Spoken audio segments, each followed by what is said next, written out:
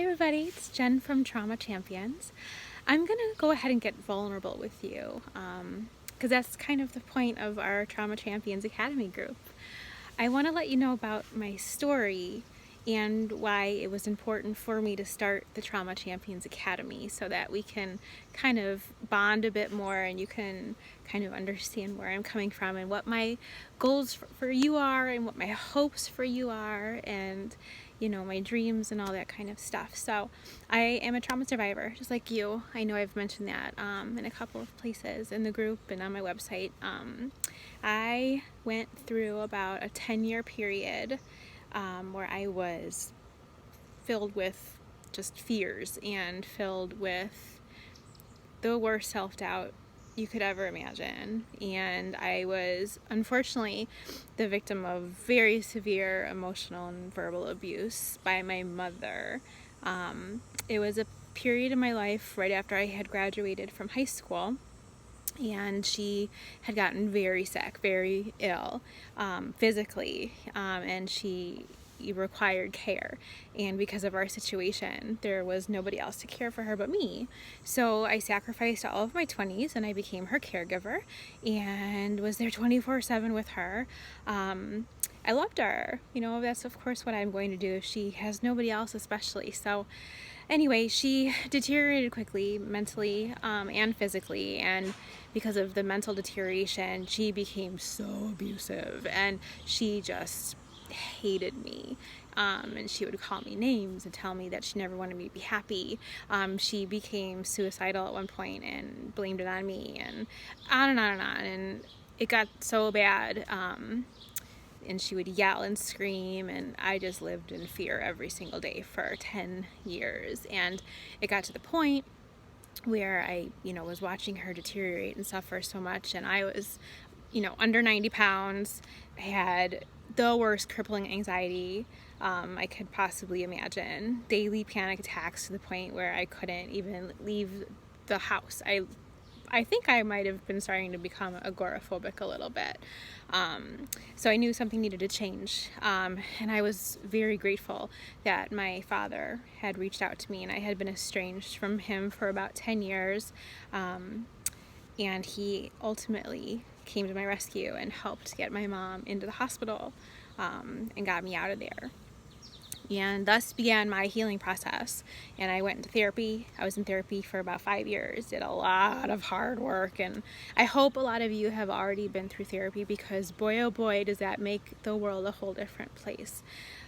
Because when I first came out of my situation, it was literally like landing on a new planet. I had been out of the world for about 10 years. My whole 20s pretty much were taking care of my mom. And I actually didn't even see the moon for about 7 or 8 years because I never left the house at night because I was caring for my mom. So it was a pretty severe situation. And once I was out and, I realized that I was safe in my head, my insides still didn't feel safe. And I had PTSD, it turned out, really bad nightmares and flashbacks. And I know a lot of you probably suffered and probably still do suffer from that.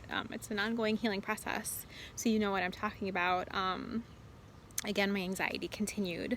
Just terrible panic attacks to the point where I thought I was dying and I couldn't function and I didn't feel like a whole human. And the worst part for me, though, back then was kind of watching the rest of the world, and they all seemed like they had it together. And boy, they were, living the life and they were having a great time, and nobody was suffering from what I could see. And I just felt so out of place. I felt like, I had been through this enormous experience that was incredibly painful, very, very difficult, and left me with some very severe wounds that I was healing. Meanwhile, I have to live my life and I have to earn an income and I have to figure out how to do all of these things, because coming out of that situation, I had no work experience. I had no college education. I had no money. I had no credit. I had nothing. So I literally was starting from scratch, and I built my way up.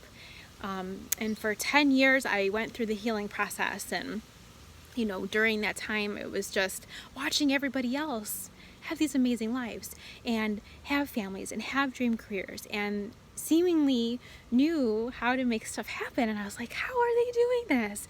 That's what I want to do. You know, I got so tired of my self-doubts that were ingrained in me from my experience and from the words of my mother.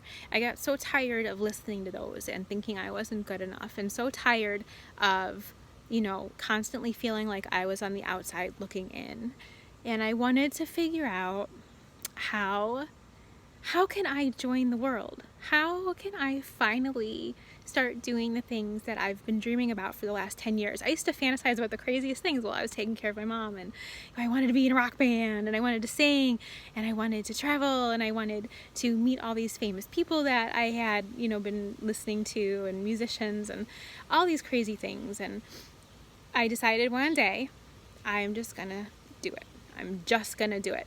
And I started studying, you know, different techniques that are out there, you know, the power of positivity, manifestation. I started studying all of these different tools, and I started practicing them and trying them out because I had nothing to lose. I had only to gain at this point.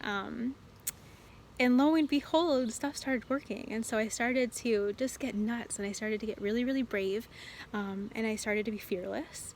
I started just going for it. And a couple of examples, I enrolled in college a couple of years after my mom passed away, actually, is what ended up happening ultimately. And so I enrolled in college for her because I had promised her that I would do that, but for myself mostly.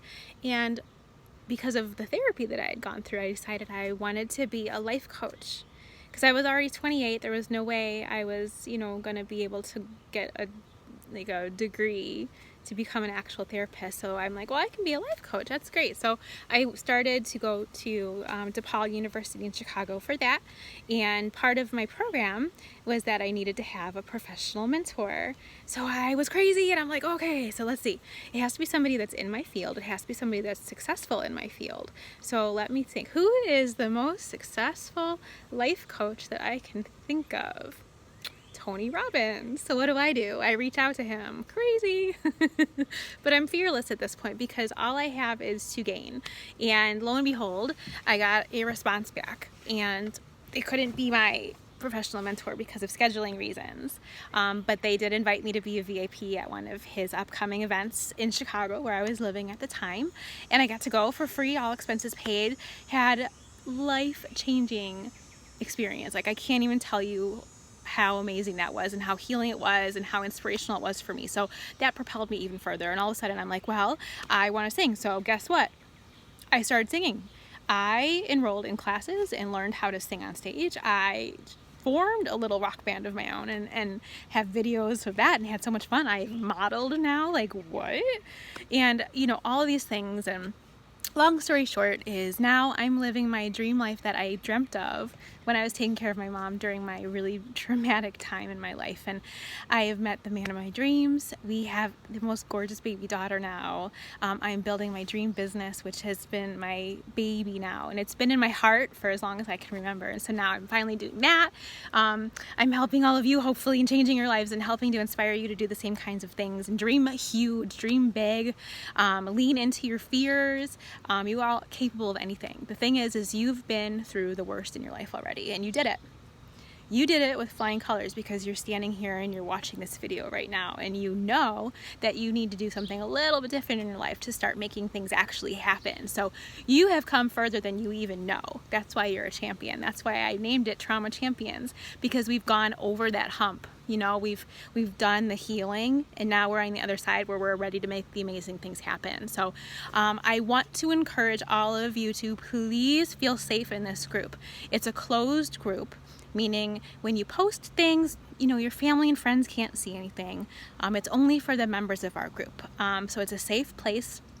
I would love for all of us to form a community where we can feel like we can lean on each other and support each other and celebrate wins and help through, you know, the losses, because losses are part of life and they're no big deal. We'll deal with them and keep plowing forward. But I want all of you to get vulnerable and try getting uncomfortable. I know it's scary sometimes to participate in a new scenario, especially when it has to do with a traumatic experience and pain, and fears and self-doubts. But I encourage you to please try to be brave, be bold, get excited, reach out. I'm always available. If you need to talk or whatever, shoot me a private message. We can maybe get on a phone call together, work through some breakthrough stuff too. That's a lot of fun and no cost to you, of course. So if you want some help, if you want to chat anytime, please send me a private message. Otherwise, please post in the group and let's make each other's lives amazing and let's all be champions together. Thanks so much, guys.